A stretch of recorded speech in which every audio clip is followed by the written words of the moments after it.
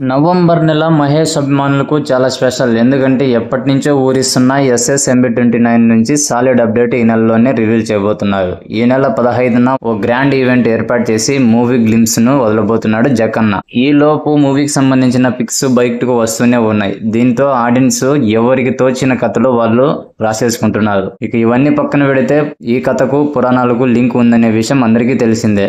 Recent గా Prithviraj Sukumar character కుంభను reveal చేసిన తర్వాత ఇక్కడ ఈ కథ గురించి ఇంకో హింట్ ఇచ్చారు. అది చెప్పబోయే ముందు మూవీ అప్డేట్స్ మరియు రివ్యూస్ కోసం మన ఛానల్ ని తప్పకుండా సబ్స్క్రైబ్ చేసుకోండి. ఇక రామాయణంలో కుంభుడు అనే ఒక క్యారెక్టర్ ఉంది. ఆయన రాక్షస జాతికి చెందిన వ్యక్తి. ఆయన కూడా రామరావణ యుద్ధంలో పాల్గొన్నాడు. ఇక్కడ ఆయనకు సహకరించింది సుగ్రీవుడు. సో ఇప్పుడు ఈ క్యారెక్టర్ లో కనిపించబోయేది ఎవరనేది చాలా ఇంట్రెస్టింగ్ అయితే మారింది. అండ్ మహేష్ బాబు రాముడిగా కనిపిస్తారని, అందుకు సంబంధించిన షూటింగ్ కూడా జరిగిందన్న ఓ న్యూస్ కూడా మనకైతే తెలుసు.